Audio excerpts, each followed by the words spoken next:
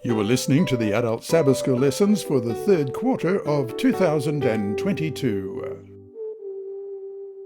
This is lesson number 4 of the Adult Sabbath School Bible Study Guide, In the Crucible with Christ. This lesson is titled Seeing the Goldsmith's Face. It's ready for teaching on July 23. The author is Pastor Gavin Anthony, who was conference president in Iceland when he wrote this series of lessons. Today your lesson is read by Dr. Percy Harrold. Friday, July 22.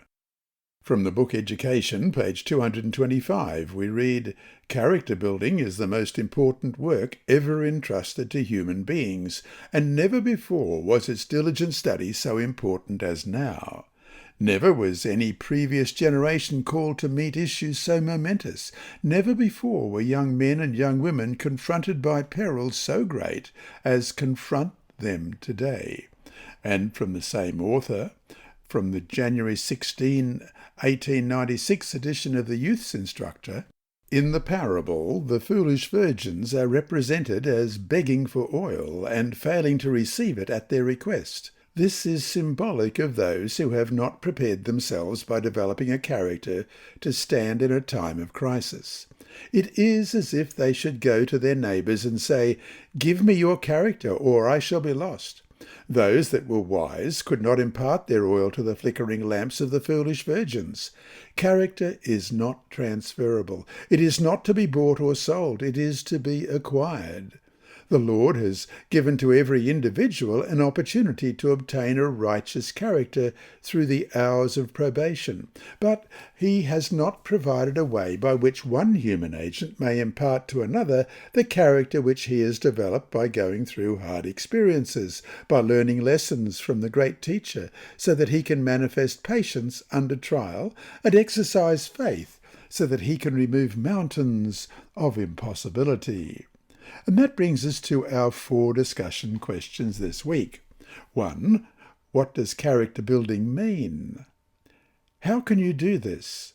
How much of a visible priority is character building within your own life and your church community? 2.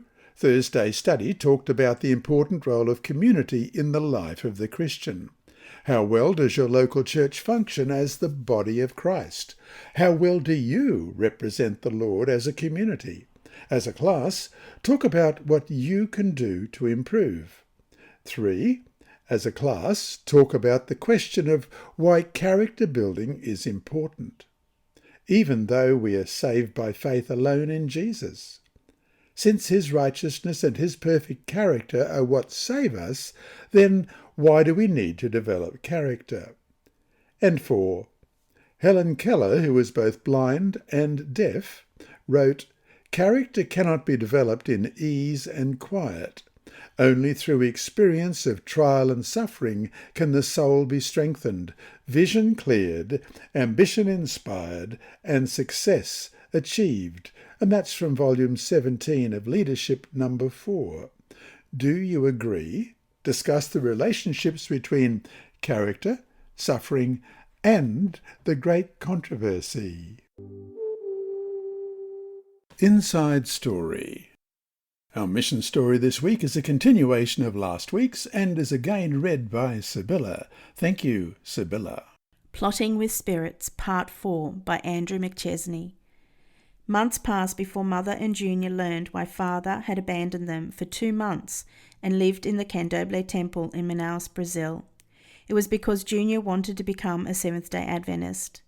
After seeing a man baptized at Alpha Seventh-day Adventist Community Church, Junior told Mother that he also wanted to be baptized. Mother told Father, and Father at the temple was ordered by evil spirits to stop the plan. At home, Father tried to convince Junior to reconsider, but the boy stood firm. The evil spirits stepped up their pressure, telling Father that he would be destroyed if he did not stop Junior. Father didn't understand how Junior's baptism could destroy him, but he agreed to a plan by the spirits to move out of the house. The spirits said Mother would also lose her husband and her job on the same day, and she would stop taking Junior to church. Father didn't want to leave home, and he worried about the plan all day. But when Mother arrived home late from a church event that night, he angrily decided to leave. At first, the plan unfolded as predicted. The next day, Father left the house and Mother lost her job. But the rest of the plan fell through. The spirits had hoped that Mother would run out of money and stop taking Junior to church. But when Mother couldn't afford to buy gasoline, church members offered rides in their cars. After 2 months, the spirits declared that they would create a new plan to prevent Junior from being baptized.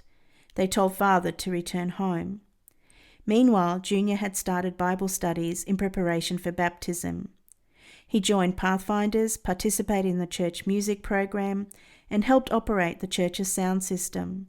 Although the evil spirits had promised to stop Junior from being baptized, the boy's desire only grew. To Father's chagrin, Mother also started talking about getting baptized. Pastor Ricardo set the date for Junior's baptism on October 29, a year after the boy had first heard about the Adventist church at his friend Clifferson's house. Mother longed to be baptized at the same time. When she told Pastor Ricardo, he gazed at her seriously. "You cannot be baptized because you're not legally married," he said. The words hit Mother like a punch. Her common-law marriage was blocking her desire to be baptized with Junior. Pastor Ricardo saw her disappointment. "Don't worry," he said. "Ask Eduardo to marry you." Tears flowed down Mother's cheek as she left church.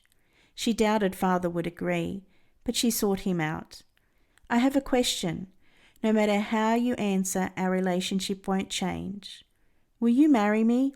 Father pursed his lips into a pouty, puppy dog expression, and then his face grew serious. "No," he said, "I'll never marry you." So let's see what happens next week. This lesson was read by Dr. Percy Harrold for Christian Services for the Blind. Sponsored by the Sabbath School Department and distributed through Hope Channel Australia, this podcast is also redistributed by Hope Channel Germany, Christian Record Services for the Blind. It is also available on SoundCloud and through multiple podcast distributors, including Apple iTunes. And you can listen and watch at the same time on YouTube. Remember, God is always faithful.